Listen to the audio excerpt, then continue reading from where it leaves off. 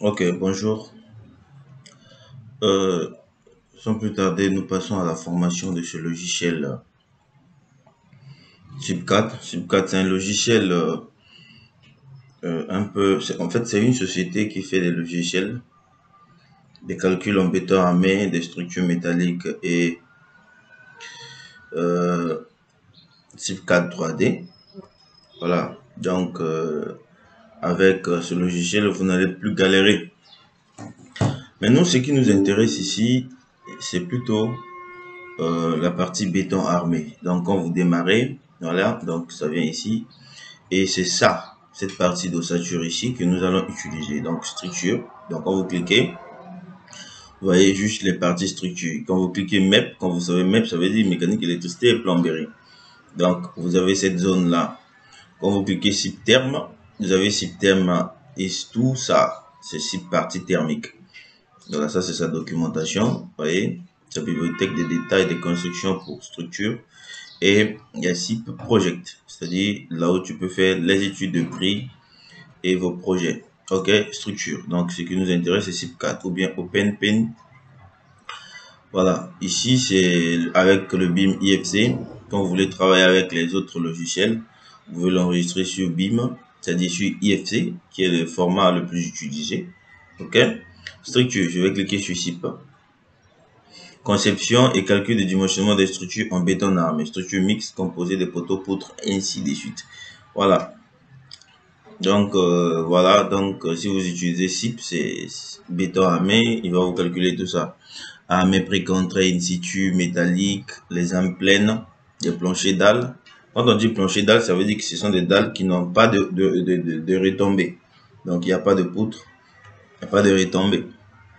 Les fondations par radier ou bien par semelle, poutres de fondation, les semelles superficielles et sur pied, les ouvrages de SIP 3D intégrés. Donc, sur SIP, vous pouvez faire tout ce que vous voyez ici. Donc, voilà. Tout ce que vous voyez ici, vous pouvez faire ça sur SIP. OK? OK. Voilà son démarrage. Son démarrage est là. Quand vous arrivez ici, la première des choses, c'est de créer, cliquer sur nouveau. Bien ouvrir un fichier si vous l'avez déjà utilisé. Vous voyez? Quand vous cliquez sur ouvrir nouveau, c'est tout comme ici. Gestion de fichiers, c'est-à-dire tu peux ouvrir un fichier que vous avez utilisé ou bien tu as la possibilité de gérer quand tu vas enregistrer là où le fichier va partir. OK? Voilà, donc ici tu peux importer, c'est-à-dire importer les anciens ouvrages, ainsi de suite. Les derniers fichiers utilisés, bon, par rapport à la licence, ok, donc on fait nouveau. Ok, il nous dit, je dis projet,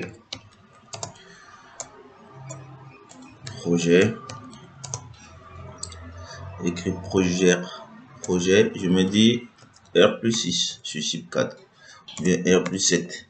Vous voyez, dans la description, projet,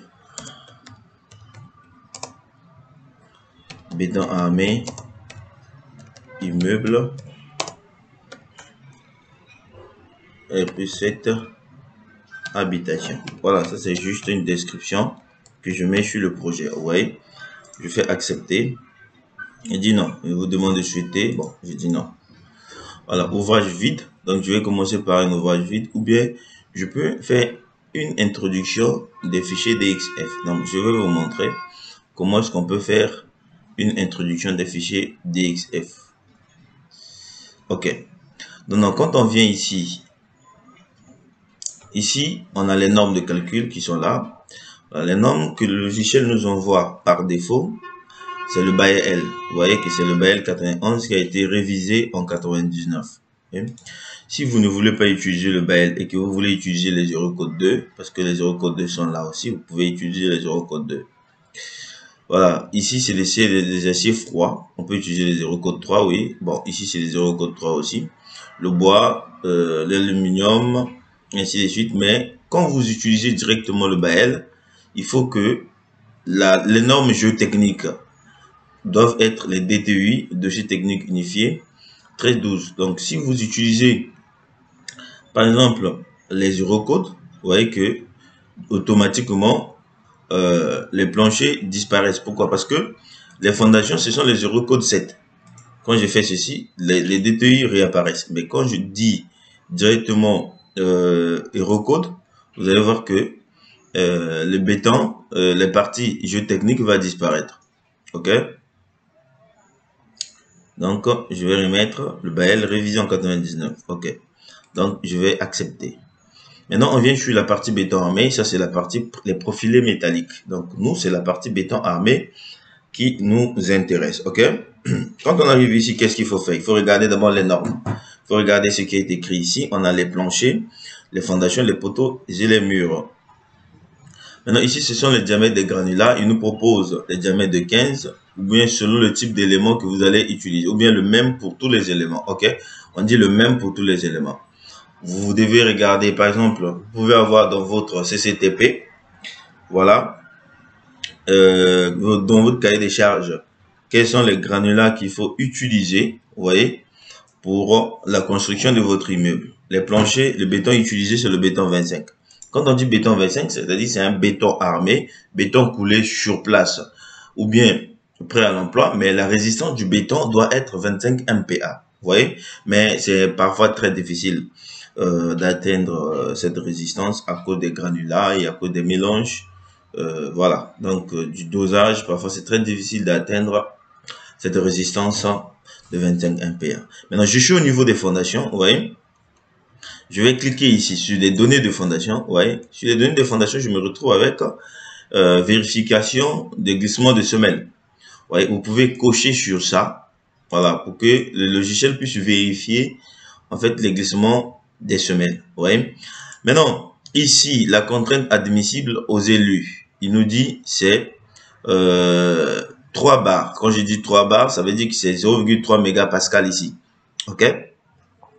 Maintenant, en fait, cette contrainte ici, c'est venu par défaut. Vous voyez, c'est bien écrit contrainte admissible aux élus, tout comme Gretec aussi. Voilà, donc ce sont des logiciels qui ont juste la contrainte à l'élu. Voyez, mais si on vous donne un rapport géotechnique avec une contrainte à l'LS, qu'est-ce qu'il faut faire? OK? Parce que cette contrainte va beaucoup jouer sur l'étude des fondations. Donc, si vous ne gérez pas bien la contrainte, soit vous avez des grosses semelles, soit vous avez des petites semelles où le bâtiment n'est pas en sécurité. OK? Maintenant, ici, il nous donne le rapport entre la contrainte du sol, entre le LS et l'élu. C'est-à-dire, il nous donne cette contrainte comme ça. Maintenant, voilà. Ici, par exemple, cette contrainte, je peux cliquer ici pour importer les valeurs habituelles des projets. C'est-à-dire, par rapport au type de sol qui sont ici, je peux avoir une contrainte. Vous voyez, le rapport est toujours, LSQD est toujours, voilà, 0,65 ici. OK? On me donne les coupes de sol. On me dit, j'ai l'argile, les limons, j'ai tout ça, j'ai tout ça, j'ai tout ça. Mais c'est à moi de choisir quel est le type de sol que j'ai ici par rapport, après les études géotechniques. Le rapport vient avec tout ça, c'est-à-dire le type de sol qu'ils ont vu sur le site, qui va te permettre d'insérer. Vous voyez, donc si on vous donne le type de sol, par exemple le limon, vous prenez le limon. Si on vous donne la sable lâche, si on vous donne l'argile dure, l'argile molle, tout ça, vous prenez ici et que OK, et puis vous faites accepter. Bien, maintenant moi on m'a pas donné. Donc je suis en train de faire un projet où on m'a pas donné. On m'a donné rien du tout. Qu'est-ce qu'il faut faire? Je vais travailler avec une contrainte faible. Je travaille avec une contrainte très faible. OK? Donc, je vais prendre une contrainte QLS, Q élu, c'est ce que j'ai vu là-bas. On a aussi Q admissible de rupture. OK? Q de rupture, en fait, c'est cette contrainte-là. C'est cette contrainte du sol qui est multipliée par un facteur de sécurité.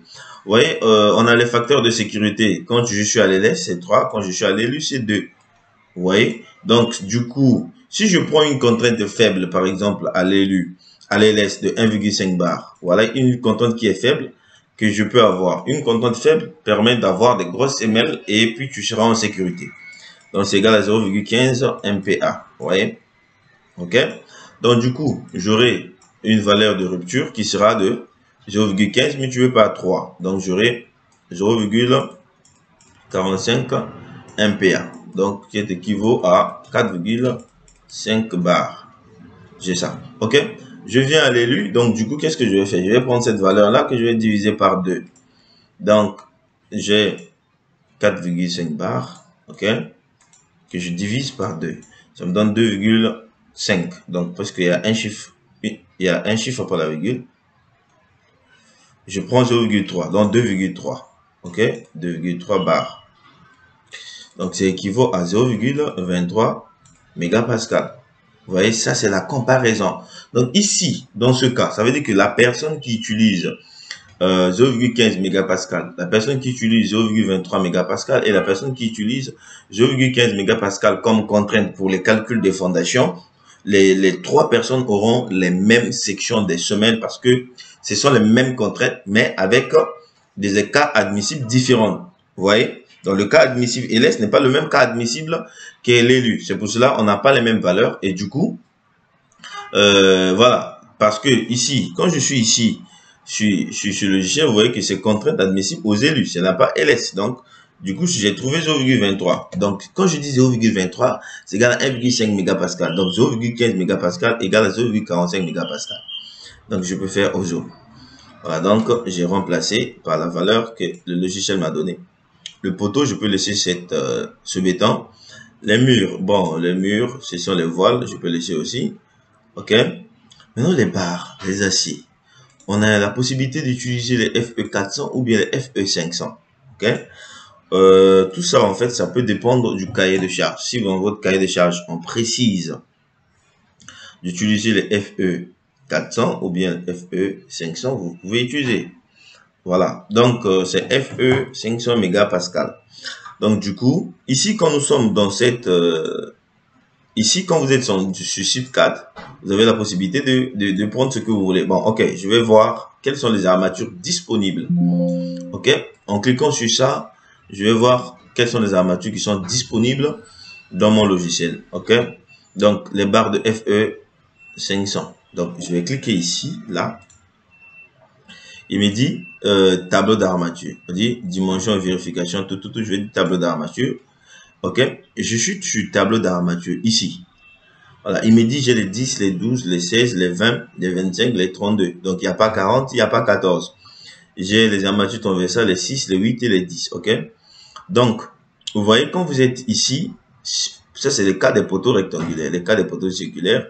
OK. On a ça. Bien. Quand nous sommes ici, vous voyez qu'il n'y a pas les barres de 14. Du coup, on a la possibilité de les ajouter. OK? Bien.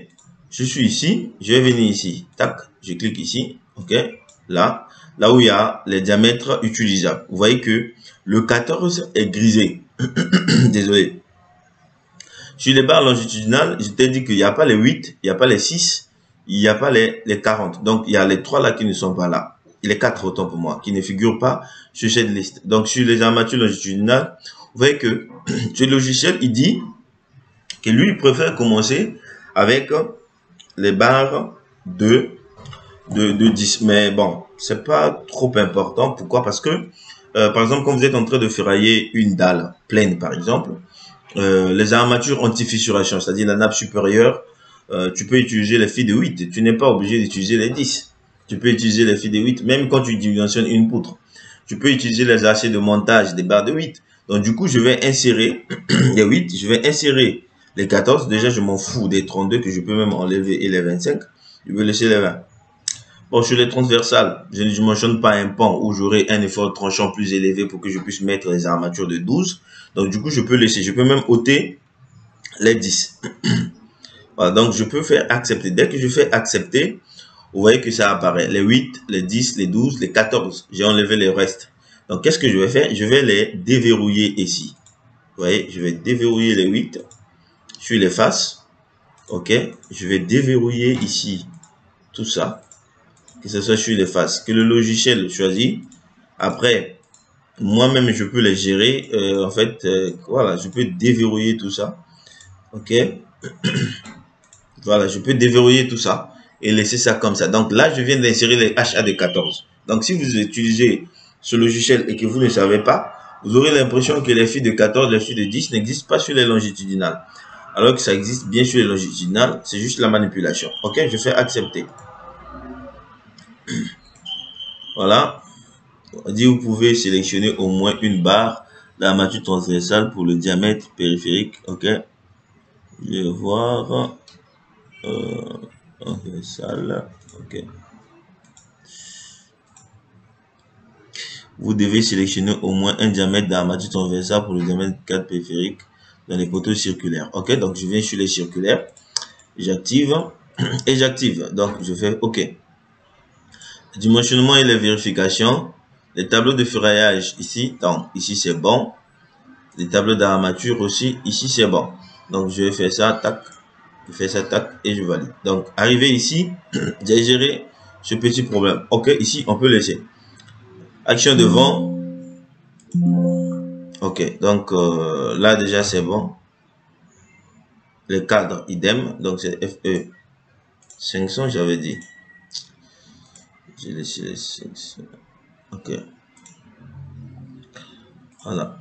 Ici, c'est le idem, c'est-à-dire c'est la même, c'est le même, le FE 500 qui sera répété ici. OK.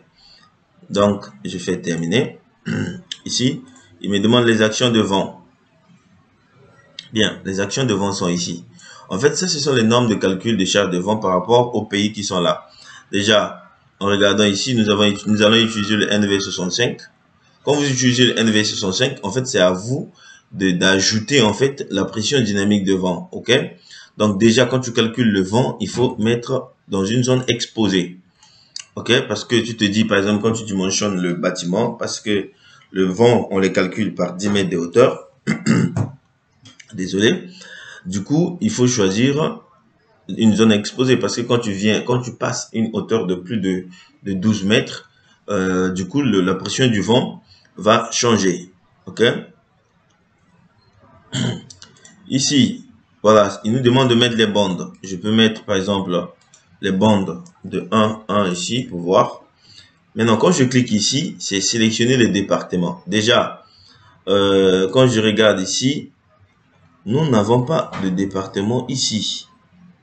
Donc, il n'y a aucun département qui rime avec nous ici. OK? Et quand je clique ici, tout comme ici, on n'a pas de départements qui vont. Ici, c'est la carte de la France. Donc, vous avez une carte de la France. Voilà, avec tout ça. Maintenant, selon, en fait, quand tu mets le vent, vous voyez, la pression du vent, ici, c'était unique, ok?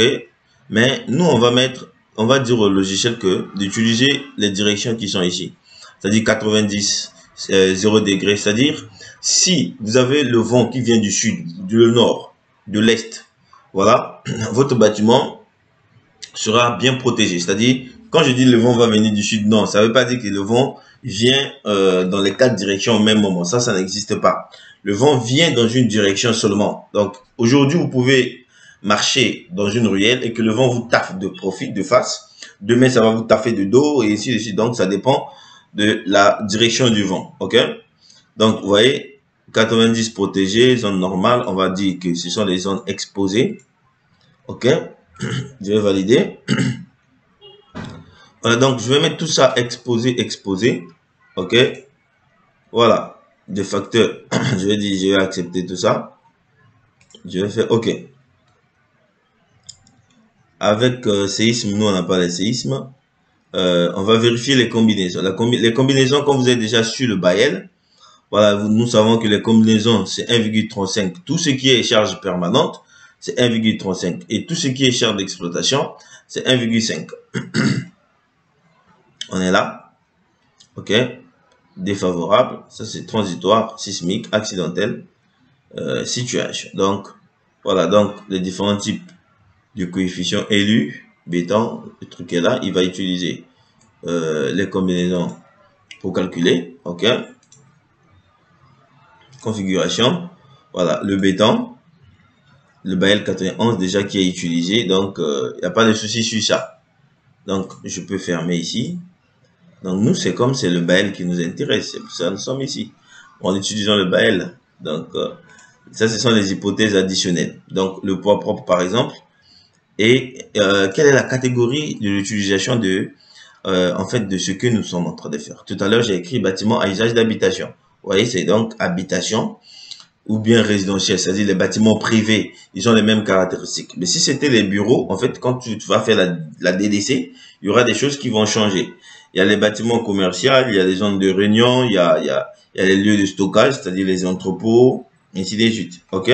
Tout ça aussi, les calculs vont changer parce que les chartes d'exploitation vont changer.